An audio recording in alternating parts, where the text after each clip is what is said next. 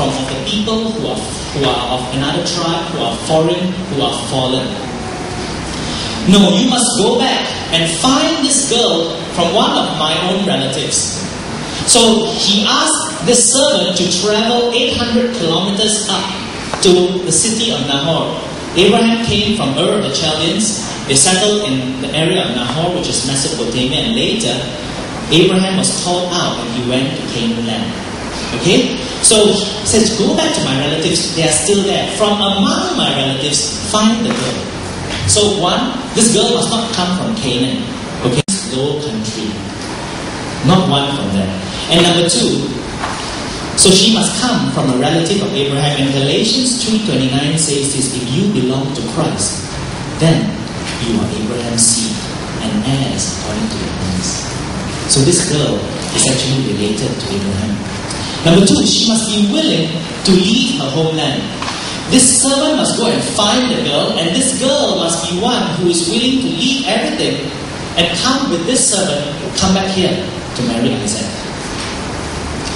And number three, and it's interesting to know that this place where Abraham's family is residing is called Mesopotamia, which later becomes Babylon. And it's interesting that in Revelation, God says, come out of her, come out of Babylon. That if you want to actually follow Christ, you cannot be part of this world. Babylon speaks of the world system. Okay? And thirdly, the third criteria that she must fulfill is that she must be not only be willing to leave her homeland, she must be willing to follow this servant until he guides her completely back to Abraham and Isaac. Okay? Follow me? So, servant, and the servant says, what if this girl doesn't want to come? What if I find the girl and she doesn't want to leave? Then Abraham says, then you are free from this oath. Then it's okay. Then it's okay. But if she is willing, then she's the one. So he sets off with 10 men. He loads up, not 10 men, sorry. He sets off with men and 10 camels. He fills up these camels with all kinds of precious gifts. They make their journey towards this place called Nahor in Mesopotamia. Experts say that this 800-kilometer journey with no highway, it's like you going down to Singapore today, you know, over a rugged desert terrain. It takes about 2 months on camel. They didn't have GPS at that time. They had to navigate through difficult terrain, you know, and it's not like a road paved highway. It's through difficult wilderness, bandit infested areas. It goes that he finally came. The servant finally came to this place, and there it's evening already, and he stops outside a well. Okay, and all the women are coming out in the evening. In verse 12. And they're coming out and they are going to the well to fetch their water. Twice a day the women will go, in the morning and in the evening. And he's looking at all these maidens. Which one do you find? Which one? He prays to God and he says, God, you show me. And he makes an agreement because he said, the one who comes and offers me and gives me a drink. And not only gives me a drink, who offers all my camels and animals a drink. That's the girl. And just, the Bible said, and before, verse 15, before he had finished speaking, behold, can you imagine this scene? All these ladies walking up, evening, setting sun, by the well. He's tired, camels are all there. He's just waiting, he's just praying to God. It's this anxious, tense moment. And there, you know, backlit, walking there with a jar, with an earthen jar on her shoulder. It's this beautiful girl. And there before him was, behold, Rebekah, who was born to Bethuel, the son of Milcah, the wife of Abraham's brother Nahor, and she came out with a jar on her shoulder. The girl was beautiful. No, the Bible says the girl was very beautiful. Can you imagine a gorgeous girl, long dark hair, of course colored, hazel brown eyes like most Mediterranean girls, exotic features, sharp features. She's young, attractive, and she's carrying this jar, sashaying her way down to the well. And the Bible says that she is a virgin. Verse 16, the girl was very beautiful, a virgin, and no man had relations with her. And she went down to the spring. Another word for well is spring. Okay, it talks about a source of water. And came up. Now I want you to examine several characteristics of Rebecca here. Number one, she's absolutely gorgeous, drop dead stunning. It's like, the Bible doesn't describe it, but when the Bible says very beautiful, I really think it's very beautiful. She's one of the girls when she walks around, the guys will just melt, And and that is a picture of the bride of Christ. Do you know that Ephesians 5:27 says that the bride of Christ is beautiful? She is without spot or wrinkle or any such thing. Do you know that every reality for the church is already accomplished in Christ? Already beautiful. You are actually already saved. You are already sanctified. You are already a new creation.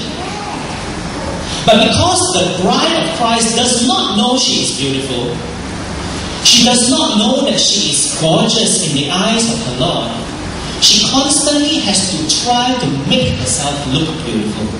Try to do things that make her feel a little bit more beautiful. Oh, if only the church can realize that we already are gorgeous today. That the Lord Jesus Christ is head over heels out of His mind in love with us. It will begin to change the way we relate with Him. This year, the theme now is to call upon the name of the Lord. How many of us call upon Him as if He is far and distant. Many of us cry out to Him as if we are unworthy, filthy servants, crying out, begging that the Master will give some crumbs if His soul even manages to hear our pathetic squeak. You are beautiful. It's a picture of the church. Number two, she is a virgin.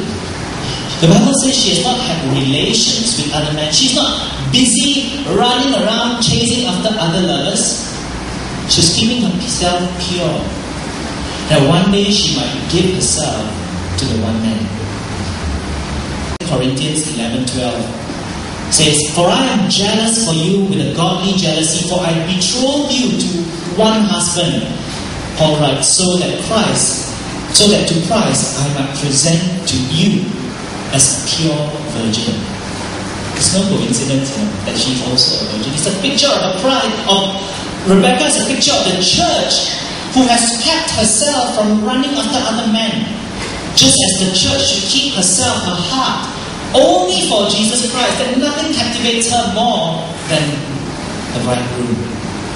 And the third thing you realize that she is kind, diligent, and generous. Can you imagine how she comes down and this stranger walks up, an elderly man walks up to her and says, "Can you please give me a drink?" What would you do if somebody walks up to you and says, "Can you please give me a drink?" Do you tell me not to talk to strangers?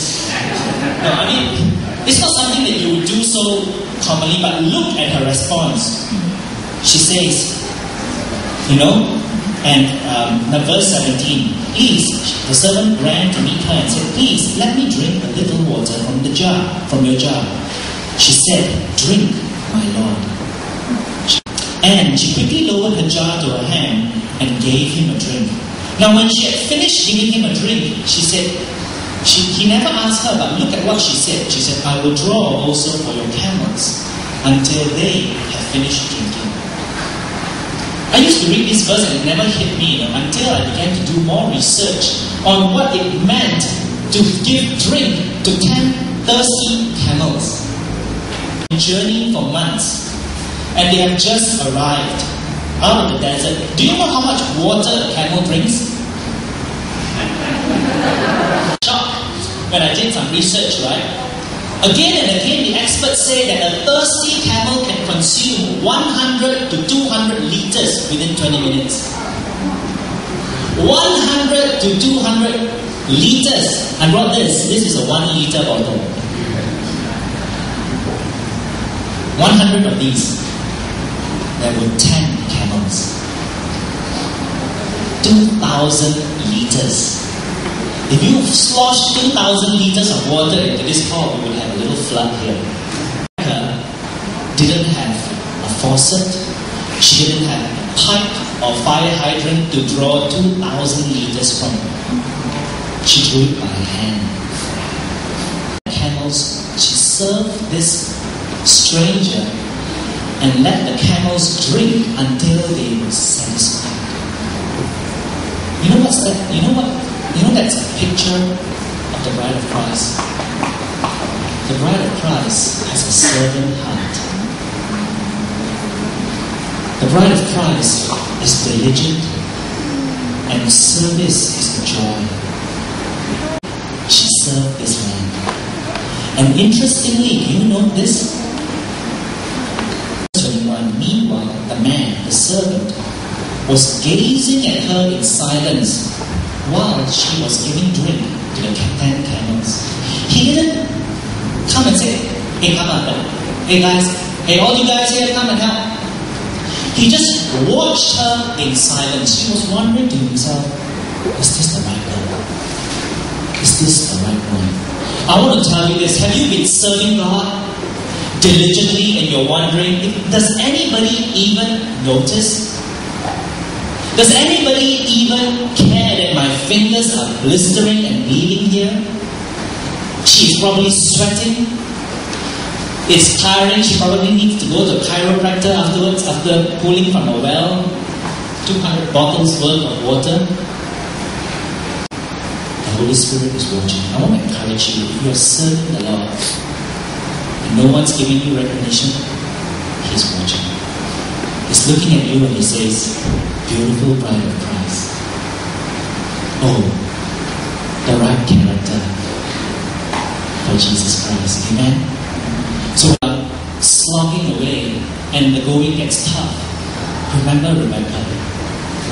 Remember this beautiful girl at the well. She wasn't just beautiful and then cannot do all this Popeye, all this Popeye, this man wasted. Cannot do anything, just sit there and look beautiful. No. She not only is beautiful externally, her beauty radiates from within. And then after she had served, the man, after the verse 22, when the camels had finished drinking, the man took a gold ring weighing a half shekel and 2 bracelets for her wrist weighing 10 shekels in gold. He goes up to her and gives her gifts.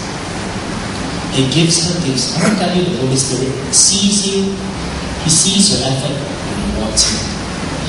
He gives her gifts, and then He asks her this. He says, "Tell me who you are. Whose daughter are you? And is there a room for me to lodge in your father's house?" Not only did he want to drink, now he wants to come and stay in her house. This total stranger with 10 camels. I wonder what would your response be if someone does that, comes to you and says, "Can I lodge in your house?"